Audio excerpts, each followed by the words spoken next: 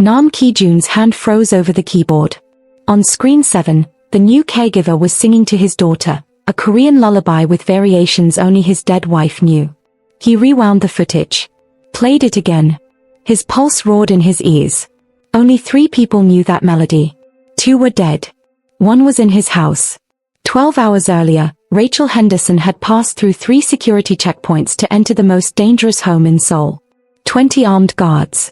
Surveillance cameras in every corner. And a mafia boss whose cold reputation preceded him like a knife in the dark. The head of security warned her, 6 caregivers quit within days. The silence in this house breaks people. Rachel met his eyes without flinching. Silence isn't emptiness. It's a language most people are too afraid to learn. She had no idea that every word, every breath, every movement would be watched by a man who trusted no one, until the moment she began to sing. Before we continue, pause for just a heartbeat. This story is about trust, secrets, and a truth powerful enough to break a monster. If you enjoy gripping storytelling like this, hit that like button, subscribe, and stay with me, because what happens next will change everything. Nam Ki-jun hit rewind again. And again. Because if Rachel Henderson knew that song, she knew his wife. And if she knew his wife, everything he believed about Yuna's death might be a lie. Now, let me take you back to the beginning.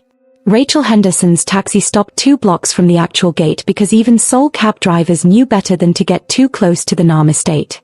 She paid the fare in cash, grabbed her single duffel bag, and walked the rest of the way in the rain. The neighborhood was too quiet for this part of the city. No street vendors. No late-night convenience stores. Just security cameras mounted on every lamppost and the kind of silence that money buys when it wants to keep secrets. The first checkpoint appeared before she even reached the perimeter wall. 2 men in black tactical gear emerged from a guard station, their hands resting casually on holstered weapons. Neither smiled. One scanned her ID while the other circled her slowly, studying her face, her posture, the worn canvas bag slung over her shoulder. Rachel Henderson. The first guard spoke in Korean, testing her. Yes, she answered in the same language, keeping her voice steady despite the hammer of her pulse. I'm expected. He made a phone call. Waited. Nodded once. Then gestured toward the inner gate where more guards waited under harsh floodlights. The second checkpoint was more thorough. They searched her bag, confiscated her personal phone, and made her walk through a metal detector that looked like it belonged in an airport. A female guard patted her down with professional efficiency while 2 others watched from elevated positions, rifles visible against the night sky. Rachel kept her breathing even and her eyes down. She'd been through worse. Much worse. This was just a different kind of prison, and she'd learned long ago how to make herself small enough to slip through locked doors. The third checkpoint was different. This one wasn't about weapons or threats. This one was about intimidation. Kim Dae-jung, head of security, stood waiting in a marble entrance hall that looked like it had been stolen from a European palace. He was broad-shouldered and stone-faced, the kind of man whose silence felt louder than other people's screaming. He studied her for a long moment, his eyes cataloging every detail, every flaw, every sign of weakness. I'm Kim Dae-jung, he said finally, his voice flat as concrete. You'll report directly to me regarding the child's care. You'll follow my protocols. You'll speak to no one about this family. Understood. Rachel met his gaze without flinching. Understood. He turned and walked deeper into the house, and she followed. The corridor seemed designed to make visitors feel insignificant. 20-foot ceilings. Original Korean artwork that probably cost more than most people earned in a decade. Marble floors polished to a mirror shine. Everything about this place whispered the same message. You don't belong here, and we can erase you whenever we choose. Rachel counted cameras as they walked. 17 in the first hallway alone. Some were obvious, mounted in corners where anyone could see them. Others were hidden in light fixtures, air vents, and the carved wooden molding along the ceiling. Someone was watching. Someone was always watching. Kim stopped outside a heavy oak door. 6 caregivers before you quit within a week, he said, and for the first time, something almost human flickered across his face. The child doesn't speak. The father doesn't visit. The silence in this house breaks people, Miss Henderson. It gets inside your head and stays there. Rachel looked him dead in the eye. Silence isn't emptiness, Mr. Kim. It's a language most people are too afraid to learn. His jaw tightened. Then he opened the door. Nam Ki-jun stood with his back to them, silhouetted against floor-to-ceiling windows that overlooked Seoul's glittering skyline. He was younger than Rachel expected, maybe 32, 33, but he carried himself like a man who'd aged decades in months. Even from behind, she could read the exhaustion in his shoulders, the tension coiled in his spine. He wore an expensive black suit that fit perfectly but somehow looked wrong on him, like he'd rather be wearing armor. Mr. Nam, Kim said quietly. The new caregiver. Nam Ki-jun turned slowly, and Rachel's first thought was that photographs had lied about him. The intelligence files she'd studied showed a cold, calculating crime lord with dead eyes and a reputation for violence that made grown men cross the street. But the man standing before her looked haunted. His eyes were dark and sharp, yes, but underneath the calculation was something raw and desperate that he couldn't quite hide. Grief, maybe. Or guilt. Or both. He didn't offer his hand. Didn't smile. Just studied her face with the kind of attention that made her feel stripped bare, like he could see every lie she'd ever told, every identity she'd ever worn, every scar she'd tried to hide. Rachel Henderson, he said finally, his voice rough from too much whiskey and too little sleep. 26 years old. Certified in pediatric care. References that are just clean enough to be suspicious. He moved closer, and Rachel forced herself not to step back. My daughter Agnes has a rare autoimmune disorder and selective mutism. She hasn't spoken since her mother was killed 18 months ago. Your job is to keep her alive through the night. Nothing more. He stopped inches from her face. You don't ask questions about this family. You don't discuss what you see behind these walls. And you certainly don't try to fix what's already broken. Are we clear? Rachel held his stare and nodded once. Crystal clear, Mr. Nam. He watched her for 3 more seconds, looking for cracks in her composure, for any sign that she'd run like the others. Then he stepped back and gestured toward Kim. Show her to Agnes's room. The night shift starts now. As Kim led her away, Rachel felt Nam Ki-jun's eyes burning into her back. He was still watching. Still measuring. Still deciding whether she'd live long enough to see morning. She climbed the stairs toward the east wing where a silent child waited in the dark, and with every step, she felt the weight of surveillance cameras tracking her movement, recording her presence, capturing evidence that would either save her life or end it. The fortress had let her in. But Rachel knew the truth that 6 caregivers before her had learned too late. Getting in was easy. Getting out alive was the part that required a miracle. Kim Dae-jung opened the door to Agnes's room without knocking, as if the child inside had long ago lost the right to privacy. The space beyond was nothing like Rachel expected. No pink walls or stuffed animals. No childhood joy preserved in decoration. Instead, the room looked like a luxury hospital suite trying desperately to pretend it wasn't. Medical equipment lined one wall, and 4 oxygen tank, monitoring devices with screens that blinked silent warnings in the darkness. The curtains were heavy blackout fabric that swallowed all natural light. And in the center of it all, in a bed far too large for her small frame, lay Agnes Nam. Rachel's breath caught. The girl couldn't have been more than 6 years old, but she looked ancient. Her skin had the translucent quality of someone whose body was eating itself from the inside.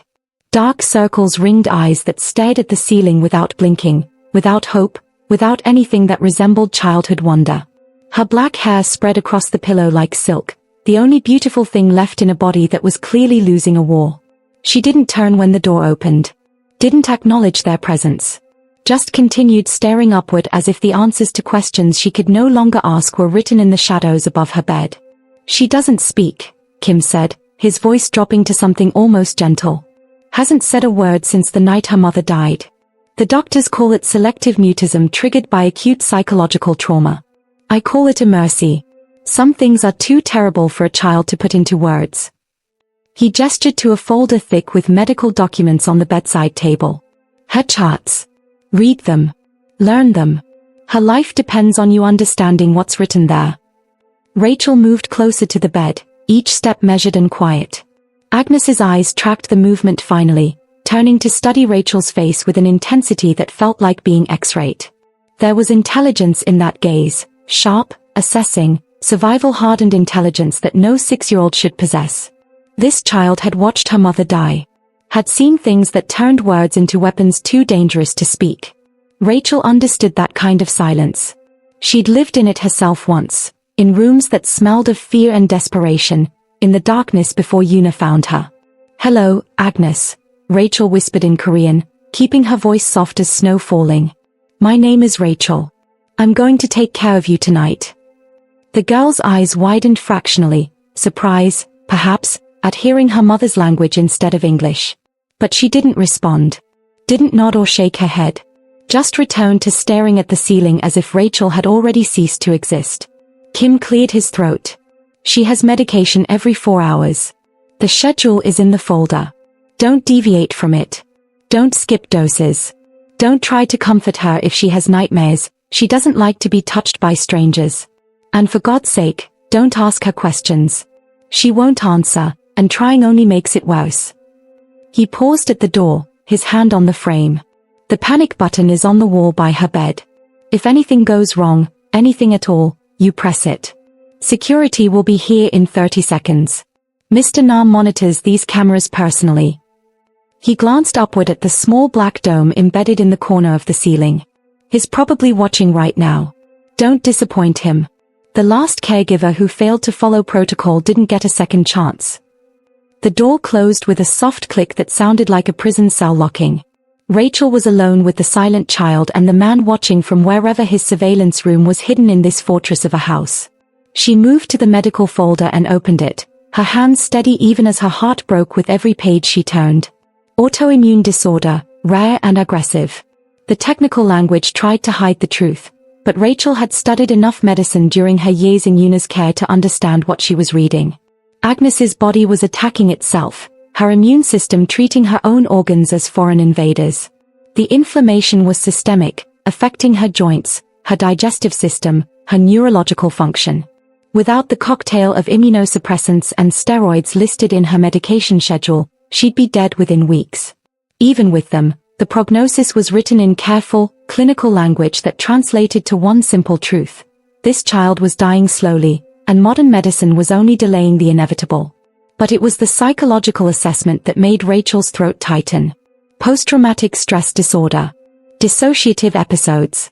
Night terrors so severe they'd required sedation. Selective mutism presenting as complete vocal shutdown.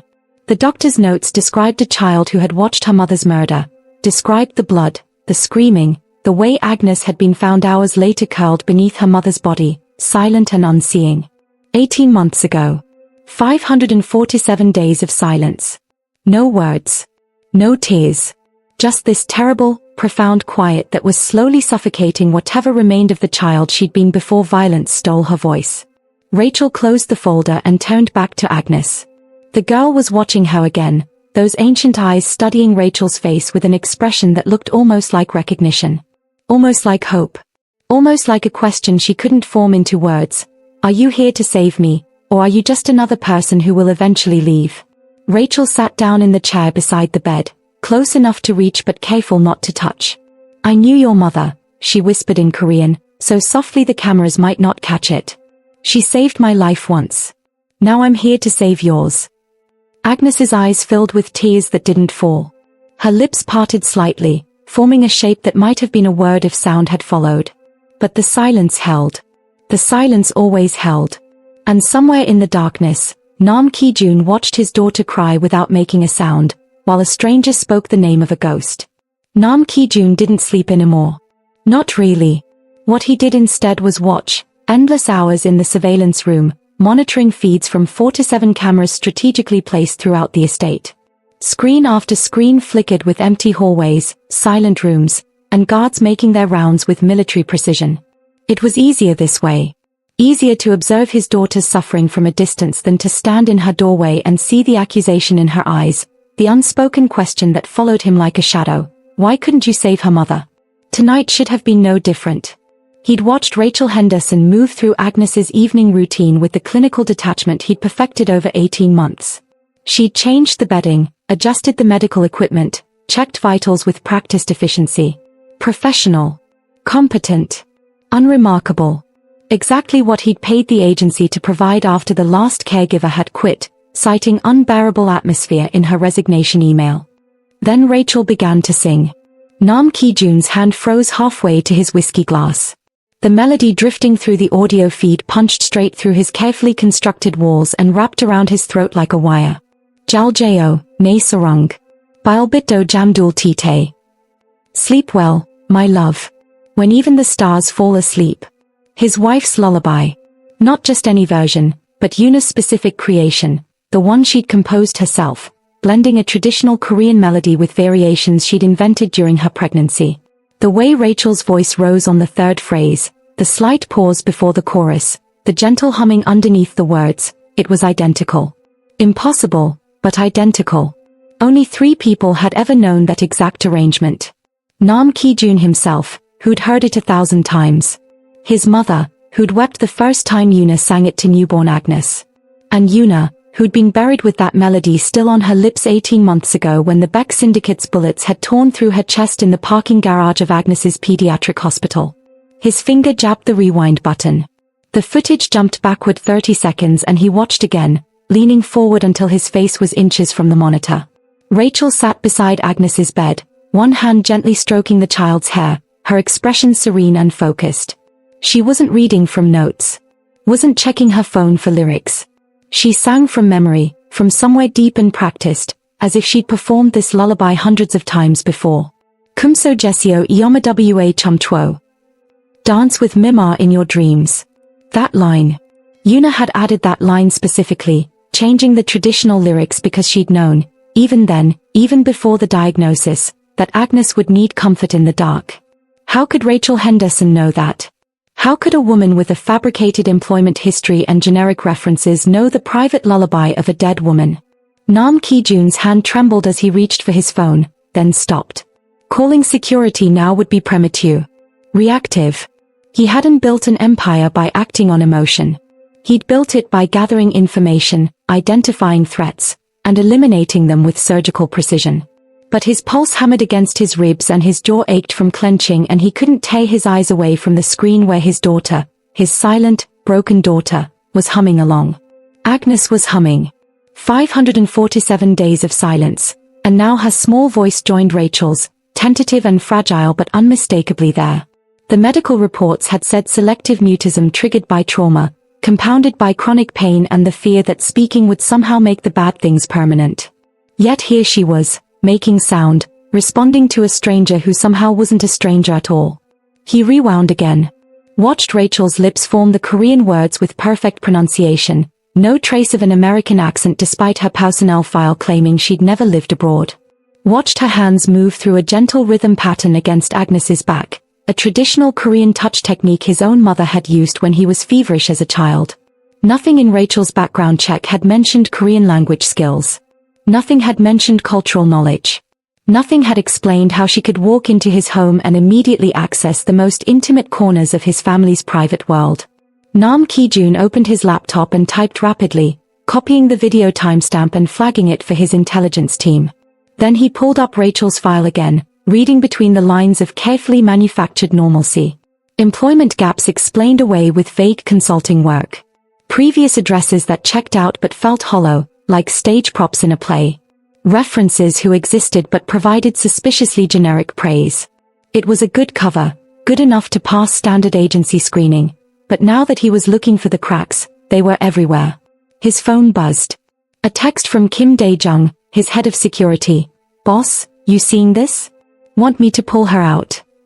Nam Ki-jun stared at the screen where Rachel had finished the lullaby and was now whispering something in Korean too soft for the microphone to catch. Agnes's eyes were closed, her breathing steady and peaceful for the first time in months. A faint smile played at the corners of his daughter's mouth. He typed back, no. Let her continue. But I want full background work up by morning. Everything, birth certificates, school records, every identity she's ever used. Someone taught her that song. I want to know who. He set the phone down and watched Rachel tuck the blanket around Agnes with the kind of practiced tenderness that came from genuine care, not professional obligation. The woman on his screen either was the answer to prayers he'd stopped believing in, or she was the most sophisticated threat to ever breach his security. Either way, he needed to know the truth. Because if Rachel Henderson knew his wife's lullaby, she knew his wife. And if she knew his wife, then everything he'd been told about Yuna's death, the wrong place, wrong time narrative the police had sold him, might be a carefully constructed lie. Nam Ki-jun hit rewind one more time, watching Rachel's lips form words that belonged to a ghost, and felt the foundations of his carefully controlled world begin to crack. Rachel sat cross-legged on the floor beside Agnes's bed, a stack of colorful paper squares spread between them like a small rainbow. The child watched her with those two old eyes that had witnessed her mother's murder and locked every scream inside where no one could hear. The medical monitors beeped softly in the background, tracking a heartbeat that was growing stronger each night, even if the silence remained unbroken. In Korea, there's an old belief, Rachel said quietly, picking up a square of pale blue paper, that if you fold 1,000 paper cranes, the gods will grant you one wish. Your mother taught me that when I was younger than you are now. She began the first fold, her fingers moving with practiced precision. Agnes's eyes followed every movement. But I think the magic isn't in the number. I think it's in what you put into each fold. The hope. The prayer. The promise you make with your hands when words won't come.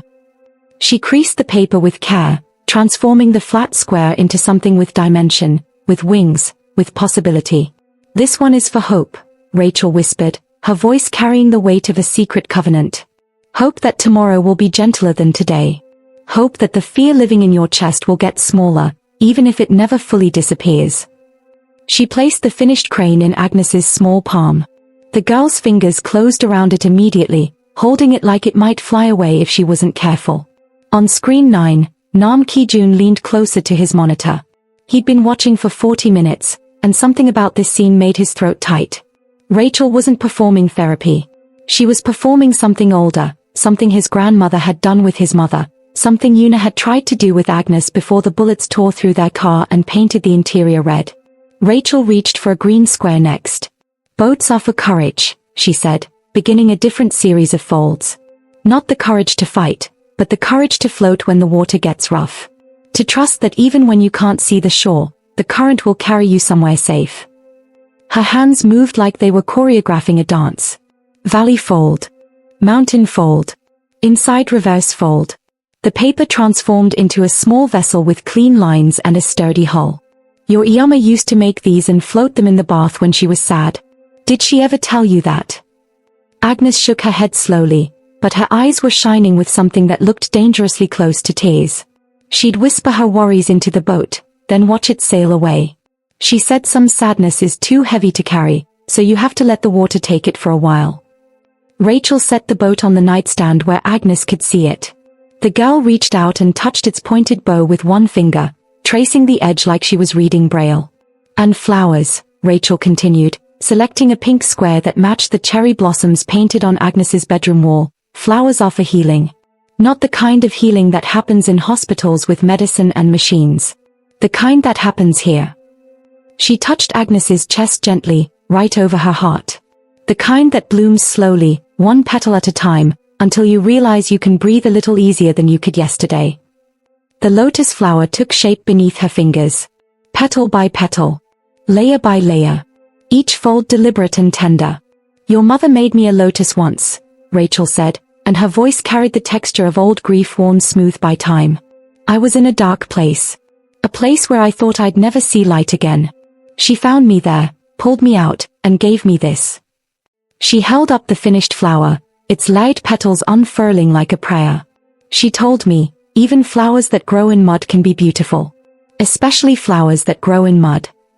Agnes stared at the lotus, then at Rachel's face, searching for something. Recognition maybe. Or permission to believe that beauty could come from darkness. In the surveillance room, Nam Ki-jun's hand was pressed against his mouth. His eyes burned. Because he remembered that lotus. He'd seen it in Yuna's journal, sketched in the margins with a note that read, "Found her. The girl from the shipping container. She's safe now. Thank God she's safe." He'd never understood what it meant. Never asked. And now this woman, this stranger with forged documents and impossible knowledge, was sitting in his daughter's room describing a memory that should belong only to the dead. Rachel placed the lotus in Agnes's hand alongside the crane. "These are yours," she said softly. "But if you want to make some with me, I'll teach you." Every fold is a promise. Every crease is a prayer. And sometimes, when the words are stuck too deep to reach, your hands can speak for you. Agnes looked at the paper in her lap, then at Rachel's hands, then back at the origami creatures resting in her palm. Slowly, so slowly that Rachel almost didn't see it at first, Agnes picked up a yellow square and held it out. An offering. A request. A first word spoken in a language that needed no sound. Rachel smiled, and it was the kind of smile that could break a heart or heal one depending on who was watching. Okay, she whispered. Let's make a crane together. For your Yoma. So she knows we're thinking of her. Their hands moved in tandem, fold by fold, and somewhere in a dark room filled with glowing screens, a Mafia boss who'd forgotten how to cry felt something crack open in his chest that he'd welded shut 18 months ago. Nam Ki-jun appeared in the kitchen doorway at 2 in the morning like a shadow gaining weight. Rachel didn't startle. She'd felt him watching through the cameras for the past hour while she prepared miyokuguk, seaweed soup, using techniques that required no recipe, only muscle memory and instinct passed down through generations. That's not how the cook makes it, he said, his voice carrying the kind of quiet that preceded violence. Rachel continued stirring, her movements deliberate and unhurried. Your cook makes it the Seoul way. This is the Busan method. Lower heat, longer simmer, anchovy broth instead of dashida powder. She added a pinch of sesame oil with the precise wrist motion of someone who'd done this 1,000 times. Yuna's grandmother taught her this version when she was 6 years old. The silence that followed was so complete Rachel could hear the soup bubbling and Nam Ki-jun's breathing shift from steady to controlled. She'd known this confrontation was coming. Had prepared for it the moment she sang that first lullaby. But knowing and experiencing were separated by the width of a knife blade, and right now she could feel the edge pressing against her throat. Turn around, he said. Rachel set down the wooden spoon and turned slowly. Nam Ki-jun stood 3 feet away, close enough that she could see the exhaustion carved into his face, the way his jaw muscles worked beneath the skin. He wore black silk pajama pants and nothing else, revealing the tattoos that crawled across his chest and shoulders, dragons and phoenixes locked in eternal combat. His hands hung loose at his sides, but Rachel had seen enough violence to recognize the coiled tension of a predator deciding whether to strike. How do you know that? His voice was quieter now, which made it more dangerous. The cook has worked in this house for 12 years. My mother supervised her training personally. She makes miyokuguk the way Yuna liked it. The way Yuna taught her. Yuna learned 2 ways, Rachel said, meeting his eyes without flinching. The Seoul way for guests and formal meals. The Busan way for when she was homesick or needed comfort. She said the Busan method reminded her of her grandmother's hands and the smell of low tide in summer. Nam Ki-jun moved closer, eliminating the distance between them until Rachel could smell the whiskey on his breath and the sandalwood soap he used. My wife died 18 months ago. You've been in this house for 3 days. So tell me, Miss Henderson, how does an American caregiver with a forged passport know the specific cooking techniques of a dead woman's childhood? Rachel's heart hammered against her ribs, but she kept her voice steady. I met her. Years ago, in circumstances neither of us want to discuss in a kitchen at 2 in the morning. That's not an answer. It's the only answer you're getting tonight. His hand shot out so fast Rachel barely registered the movement before his fingers wrapped around her wrist, not squeezing, not hurting, but holding her in place with the casual strength of someone who could break bones without effort. You don't get to set terms in my house. You don't get to keep secrets under my roof. And you certainly don't get to walk away from this conversation until I'm satisfied. Rachel looked down at his hand on her wrist, then back up at his face. Agnes is sleeping peacefully for the first time in a week. She ate a full dinner tonight and laughed at the origami crane I made. She hummed 3 different songs and held my hand during her bath without crying. So ask yourself, Mr. Nam, do you really want to drag me out of this kitchen and throw me out of your house because I know how your wife made soup? Or do you want to take a breath, sit down, and have an actual conversation about why I'm here and what I want? His grip tightened fractionally. What do you want? To keep Agnes alive and happy. That's it. That's the entire agenda. Nobody does anything for free. Especially not someone who goes through the trouble of forging identity documents and infiltrating a mafia boss's home. Rachel pulled her wrist free with a sharp twist Yuna had taught her during self-defense lessons in a Seoul basement 7 years ago. The movement was too practiced, too efficient, too much like someone trained by the same woman who'd trained the man standing in front of her. Nam Ki-jun's eyes widened fractionally, the first genuine surprise she'd seen crack through his armor. "Yuna saved my life once," Rachel said quietly. "When I had nothing and no one, when I was 19 years old and drowning in a world that wanted to destroy me, she pulled me out. She gave me money, documents, a chance to disappear and start over. She asked for nothing in return except one promise, that if she ever needed me, I'd come. 3 months ago, I received a letter she'd written before she died. It said her daughter would need someone who understood what it meant to survive impossible things. It said her husband would need someone who wouldn't break under pressure. And it said I was the only person she trusted with both those jobs." Rachel moved back to the stove and turned off the heat. "So here I am, Mr. Nam. Keeping the promise I made to your wife. Whether you like it or not." Nam Ki-jun stood frozen in the center of the kitchen, his expression cycling through disbelief, rage, and something that looked dangerously close to hope. When he finally spoke, his voice was hoarse. "Show me the letter." Nam Ki-jun was reviewing shipping manifests in his study when the scream tore through the surveillance speakers at 2:47 a.m. Not Agnes's scream, she hadn't made a sound in 547 days. This was Rachel, her voice sharp with urgency, calling his daughter's name in Korean. He was out of his chair and running before his brain could catch up to his body, taking the East Wing stairs 3 at a time while his security team scrambled behind him. The bedroom door was already open. Rachel sat on the bed with Agnes thrashing in her arms, the child's small body rigid with terror, her eyes wide and unseeing as she clawed at invisible threats. A nightmare. But Agnes never made noise during nightmares. She'd learned to suffer silently, the way children in war zones do, the way his daughter had learned after watching her mother bleed out on cold pavement. "Agnes, wake, Gwen Chana," Rachel whispered, rocking her gently, her voice steady despite the panic in her eyes. It's okay. She pressed the child's face against her shoulder and began humming that damned lullaby again, the one that had haunted Nam Ki-jun for 3 weeks now, the melody that belonged to ghosts. Agnes's thrashing intensified. Her mouth opened in a silent wail that had no sound, her tiny hands fisting Rachel's shirt with desperate strength. Nam Ki-jun stood frozen in the doorway, his gun hand twitching with the useless instinct to shoot whatever was hurting his child. But you couldn't shoot nightmares. You couldn't kill memories with bullets. He tried. "Appa." The word was barely a whisper, ragged and broken, but it cut through the room like thunder. Agnes's voice. His daughter's voice. Speaking. "Appa, Appa." She wasn't calling for him. She was crying for him in her sleep, reliving the moment she'd screamed for her father while strangers dragged her away from her mother's body. The moment he hadn't been there. The moment he'd failed. Nam Ki-jun's legs moved without permission, carrying him to the bed. His hand reached out, trembling like a boy's, and touched his daughter's hair for the first time in months. The first time since he'd decided his touch carried too much death to offer her anything but contamination. Agnes's eyes snapped open. 4-3 heartbeats, she stared at him with the glazed confusion of someone caught between worlds. Then her gaze sharpened, focused, and her mouth opened again. "Appa," she whispered, and this time she was awake. This time she meant it. Her small hand reached for his face, fingers trembling as they touched his jaw. "Appa, stay." The sound that came from Nam Ki-jun's throat wasn't quite human. 18 months of grief, guilt, and rage compressed into a single broken exhale.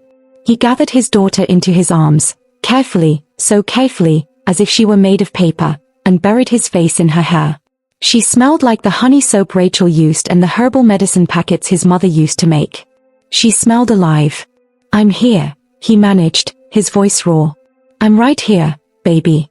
Appa's here." Agnes clung to him with surprising strength, her face pressed against his neck, and whispered 4 more words that detonated what remained of his defenses. "Don't leave again." He looked up at Rachel through vision gone blurry, ready to demand answers, to rage at her for whatever witchcraft she'd performed, to threaten her for making him feel this much after he'd worked so hard to feel nothing. But Rachel wasn't watching him. She was quietly gathering the scattered pillows, straightening the blankets, giving them space while tears tracked silently down her own face. She moved toward the door with the practiced invisibility of someone trained to disappear when family moments required privacy. Wait. His voice stopped her mid-step. She turned, her expression carefully neutral, professionally distant. He could see her preparing for dismissal, for accusation, for whatever punishment powerful men delivered when their control slipped. What did you do to her? Rachel met his eyes for a long moment. When she spoke, her voice carried the weight of someone who'd walked through fire and learned to speak its language. I didn't do anything to her, Mr. Nam. I just loved her the way she needed to be loved. The way someone once loved me when I had no voice of my own. She paused, her hand on the doorframe. Your daughter was never broken. She was just waiting for someone to prove it was safe to speak again. Agnes stirred against his chest, her small voice muffled but clear. Rachel, stay too. Aunt Rachel. Not the caregiver or the helper. Aunt Rachel. Family. Nam Ki-jun watched Rachel's professional mask crack, watched her press her fingers against her mouth to hold back a sob. She nodded once, then twice, then crossed back to the bed and sat on the edge. Agnes immediately reached for her hand, holding both of them now, her father and the woman who'd given her voice back, as if she could keep them both from disappearing if she just held on tight enough. They sat like that in the dim glow of the night light, an unlikely trinity bound by the simple miracle of a child speaking her truth. Outside, 20 guards patrolled the grounds. Cameras recorded every angle. The Kim crime syndicate planned their revenge somewhere in the Seoul darkness. But in this room, for this moment, none of it mattered. Nam Ki-jun looked at Rachel over his daughter's head and saw her clearly for the first time, not as a threat to investigate or a mystery to solve, but as the answer to a question he'd been too afraid to ask. The question wasn't who she was or what she wanted. The question was, what would he do when he inevitably had to choose between keeping her secrets and keeping her? The email arrived at 3:47 a.m. with a subject line that made Nam Ki-jun's blood run cold. Henderson background, critical findings. He'd been awake for 19 hours straight, alternating between watching Rachel through the cameras and rewinding footage of her singing that impossible lullaby. His eyes burned. His whiskey sat untouched. And now his head of intelligence was telling him that the woman upstairs tucking his daughter into bed was a ghost. Nam Ki-jun opened the encrypted file. The first document was a social security number that had been issued to a Rachel Marie Henderson in Ohio, a woman who had died in a car accident 6 years ago. Birth certificate, stolen from county records in a data breach. College transcripts from a nursing program, expertly forged but with registration dates that didn't align with the university's academic calendar. Employment history, fabricated references from care facilities that confirmed her work only after being paid off or threatened. Every single piece of identification she'd presented to his employment agency was a lie built on top of another lie built on top of a corpse's paperwork. But it was the second half of the report that made his hands shake. 5 years ago, Seoul Metropolitan Police had rescued 19 women from a human trafficking ring operating out of Itaewon.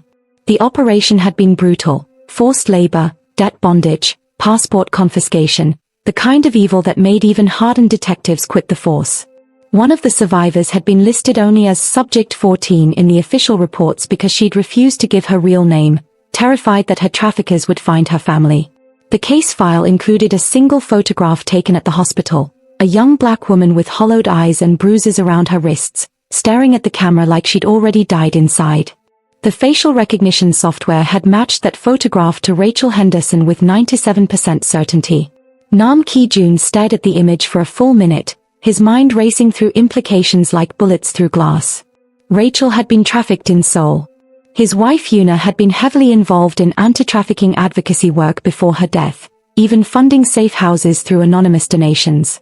And now a woman with a completely fabricated identity was in his home, singing songs only Yuna knew, performing healing rituals his wife had learned from his mother, speaking to his daughter in dialects from Yuna's childhood village. This wasn't coincidence. This was calculated.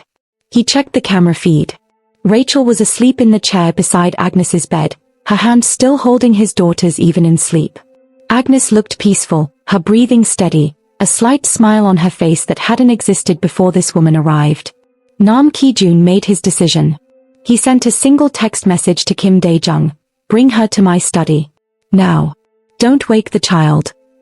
10 minutes later, Rachel Henderson walked into his study flanked by 2 guards.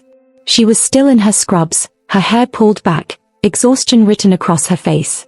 But when she saw the gun sitting on his desk next to the open laptop, her expression didn't change. No fear. No surprise.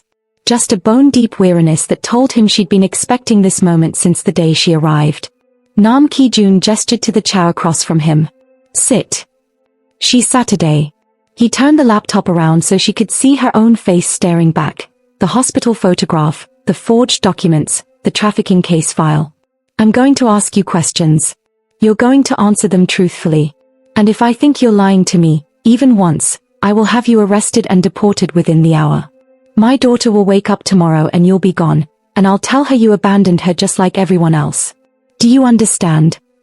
Rachel looked at the evidence, then at him, then at the gun. When she spoke, her voice was steady as stone. I understand. Who are you really? My name is Rachel. That part is true. The rest, Henderson, Ohio, the nursing credentials, it's all bought or stolen. I needed a clean identity to get into this house. Why? Because I owed your wife a debt I can never repay. The words hit him like a physical blow. Nam Ki-jun leaned forward, his voice dropping to something dangerous. Explain. Now. Rachel took a breath, and for the first time since entering the room, her composure cracked. 5 years ago, I was locked in a basement in Itaewon with 18 other women. We were being sold, used, erased. I'd given up. I was ready to die. And then one night, this Korean woman came through the door with police and lawyers and rage in her eyes like fire. She didn't just free us. She made sure we had money, documents, therapy, a way out. She visited me in the hospital every single day for 3 weeks while I recovered. She taught me Korean phrases so I wouldn't be helpless. She taught me songs her mother had sung to her. She told me stories about her daughter Agnes and her husband who worked too much and didn't smile enough anymore. Rachel's voice broke. She saved my life, Mr. Nam. And when I heard she'd been killed, when I saw the news reports about her daughter sick and silent and fading, I knew what I had to do. I had to come back. I had to help the little girl whose mother gave me a reason to keep breathing. Nam Ki-jun sat frozen, his entire world reshaping itself around this impossible truth. Yuna knew you. Yuna saved me. And you came here to, what? Return the favor? Ease your guilt. Rachel met his eyes without flinching.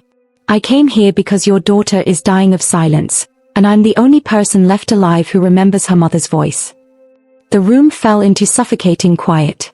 Upstairs, through walls and floors and cameras, his daughter slept peacefully for the first time in 553 days. The gun sat on the desk between them, loaded and ready. Nam Ki-jun could end this right now. One call and Rachel Henderson, whoever she really was, would disappear. Instead, he heard himself ask the only question that mattered. What did my wife tell you about me? Rachel's expression softened into something almost like pity. She said you were a good man trapped in a terrible life. She said you loved so hard it scared you. And she said if anything ever happened to her, you'd forget how to let people in. She paused. She wasn't wrong. Nam Ki-jun closed the laptop. He didn't touch the gun. And when he finally spoke, his voice was raw as an open wound. Get out of my study. Go back to my daughter. And Rachel, she stopped at the door. If you ever lie to me again, I won't be this merciful. She nodded once and left, guards trailing behind her. Nam Ki-jun sat alone in the dark, staring at the photograph of a broken girl his wife had saved, and wondered if Yuna had known all along that Rachel would come back. Wondered if his brilliant, ruthless, tender-hearted wife had set this entire thing in motion before she died. He opened a drawer and pulled out a thumb drive he'd hidden 2 years ago, Yuna's personal files, the ones the police had never seen. Maybe it was time to find out what other secrets his wife had left behind. The alarm screamed at 2:17 a.m. Rachel's eyes snapped open in the small room adjacent to Agnes's bedroom, her body already moving before her brain fully processed the sound. She burst through the connecting door to find Agnes convulsing on the bed, her small body arching violently as her airways constricted. The child's lips were turning blue. Her fingernails clawed at her own throat. Rachel's medical training kicked in with brutal clarity. Anaphylactic shock, severe reaction, maybe 90 seconds before complete respiratory failure. She hit the emergency button on the wall 3 times, the signal for immediate medical crisis, then grabbed the EpiPen from Agnes's bedside medical kit. Her hands were steady as she jammed the auto-injector into the child's thigh, but she knew from the labored wheezing that it wasn't enough. The swelling was too advanced. Agnes's eyes rolled back, her body going limp as oxygen deprivation began shutting down her system. "No," Rachel whispered fiercely in Korean. "Not tonight. Not ever."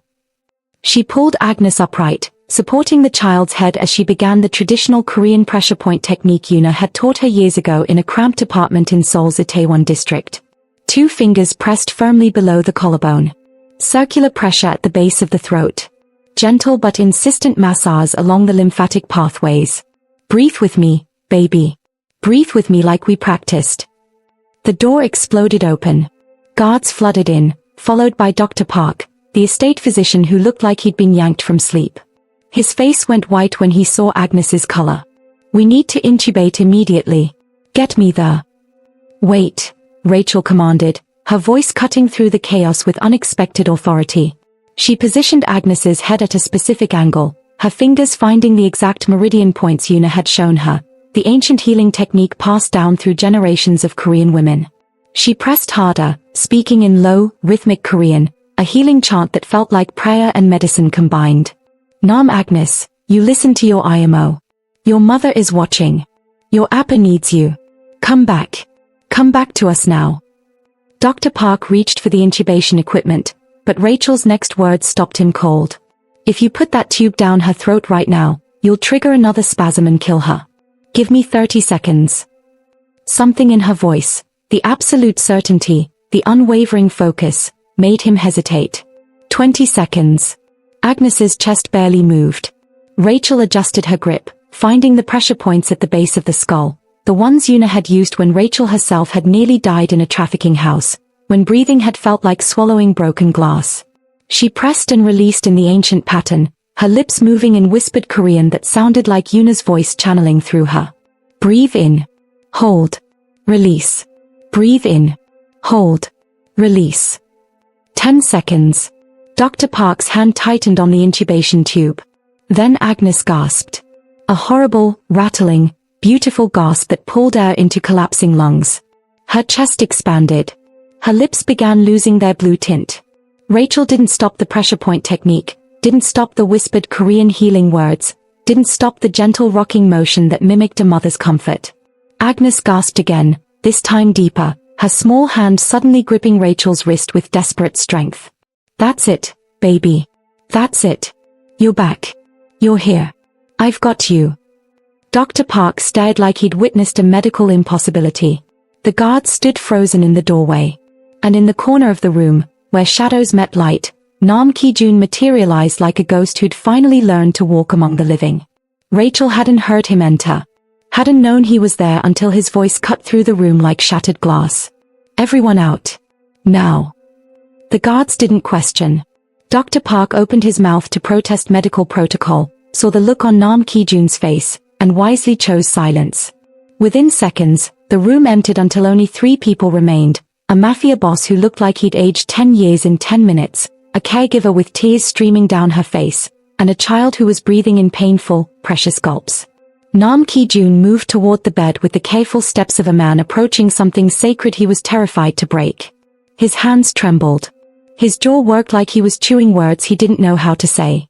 He looked at his daughter, really looked at her, not through a camera screen but in the flesh, for the first time in 18 months.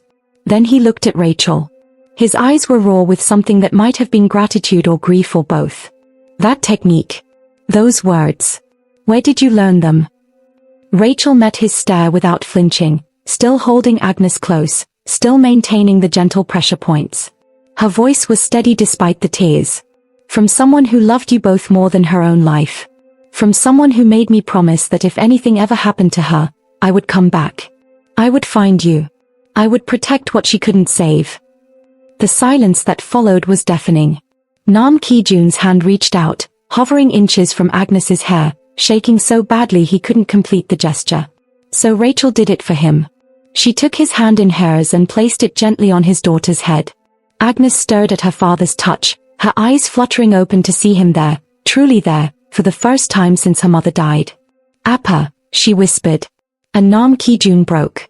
The USB drive had been hidden inside Yuna's jewelry box, wrapped in silk beneath a false bottom that only revealed itself when Nam Ki-jun pressed the jade clasp in desperation. He'd been searching for anything, a letter, a photograph, some proof that his wife had known Rachel Henderson existed. What he found instead was a video file dated 3 months before Yuna's death, time-stamped at 2 in the morning. The kind of hour when secrets get recorded. Nam Ki-jun inserted the drive into his laptop with hands that had stopped shaking years ago but trembled now. Rachel stood behind him in the study, Agnes asleep upstairs after speaking 17 words at dinner, a miracle that had become routine in the 6 weeks since that first lullaby. The screen flickered to life, and suddenly Yuna was there, alive and luminous, sitting in this very room wearing the blue hanbok she'd loved. "If you're watching this, Ki-jun, then I'm gone. And if Rachel is there with you, then everything worked exactly as I planned." Yuna's voice carried that particular steadiness she'd always had when making impossible decisions. 5 years ago, I was in Seoul's Dongdaemun district meeting a contact about the Baek syndicate. I wasn't supposed to be in that warehouse. But I heard screaming, a girl screaming, and I couldn't walk away. She paused, her fingers twisting the wedding ring that now sat in Nam Ki-jun's safe. I found Rachel chained in a shipping container with 6 other girls. Trafficking route from the Philippines. The men guarding them were Baek foot soldiers, which meant touching that operation would start a war we weren't ready for. But I looked at that girl's eyes, Ki-jun. She was 19 years old and she looked at me like I was her last chance at remaining human. Nam Ki-jun felt Rachel's hand grip his shoulder. He didn't turn around. Couldn't. I called in favors I shouldn't have called. Paid bribes that exposed our network. Got her out along with 2 others before the Baek family realized what I'd done. That's why they came for me, Ki-jun. Not because of your business. Because I stole something they considered property. Yuna's smile was sad and certain. Rachel recovered in a safe house I maintained. I taught her Korean. Taught her the songs my grandmother taught me. Taught her the healing practices your mother showed me before she died. I gave her new documents, new life, new name. And then I made her promise something. The video cut to a different angle. Yuna had repositioned the camera, and now her entire body was visible, her hands folded with the precision she used when delivering ultimatums. I made Rachel promise that if anything happened to me, she would find you and Agnes. That she would take care of our daughter the way I took care of her. I've been tracking her for 3 years, Ki-jun. Making sure she got medical training. Making sure she survived. Making sure she became exactly the person you would need when I was gone. Her eyes glistened. Because I knew. I knew the Baek family would kill me eventually. I knew you'd bury yourself in guilt. I knew Agnes would need someone who understood what it meant to be saved by love you didn't deserve. Nam Ki-jun's jaw clenched so hard his teeth ached. Behind him, Rachel's breathing had gone ragged. Rachel, if you're listening, and you better be listening, thank you. Thank you for keeping your promise even though it put you in danger. Thank you for loving my daughter when her father forgot how. Yuna leaned forward, and the camera caught the tears she'd been holding back. And Ki-jun, my stubborn, brilliant, impossible husband. Rachel didn't come to destroy you. She came because I asked her to save you both. So stop investigating her like she's a threat. Stop watching her through cameras like she's a criminal. And for the love of everything we built together, stop punishing yourself for my choices. The screen went dark. Then light again. Yuna had one more thing to say. I saved her once. Now she'll save you both. That's how love works, Ki-jun. It doesn't die. It just finds new people to carry it forward. The video ended. Nam Ki-jun sat motionless for 47 seconds. Then he stood, turned, and looked at Rachel properly for the first time since the background check had torn her false identity apart. She was crying silently, the kind of tears that came from carrying weight too long. He stepped forward. Took her hands. Felt the calluses from origami folds and medical work and years of survival. My wife was right about most things, he said quietly. She was wrong about one. Rachel's breath caught. She thought you came here to save us. But you already did that the moment you sang to my daughter. The moment you stayed when any sane person would have run. The moment you chose us, even though this family has brought you nothing but danger. He reached into his pocket and pulled out the ring he'd been carrying for 2 weeks, his mother's ring, white gold with a single pearl, the kind of jewelry that meant family rather than possession. I'm not asking you to marry me because Una wanted it. I'm asking because Agnes speaks now, and half of what she says is "Where's Rachel?" I'm asking because I watch you through cameras and I don't see a threat anymore. I see the person who taught me that silence isn't emptiness, it's just the space where love learns to exist again. He lowered himself to one knee in a study that had witnessed 1,000 dark decisions. Rachel Henderson, or whatever your real name is, will you marry a man who spent 6 weeks trying to find reasons not to trust you and failed every single time? Rachel looked down at him, this dangerous man on his knees, and started laughing through her tears. Yes. But only if you promise to stop rewinding footage of me singing. It's creepy. No promises, Nam Ki-jun said, and slid the ring onto her finger. Upstairs, as if she'd been listening through the floorboards, Agnes called out a single word, "Appa." He was already moving toward the stairs. Rachel followed. And for the first time since Una's death, the silence in the house felt less like a tomb and more like a beginning.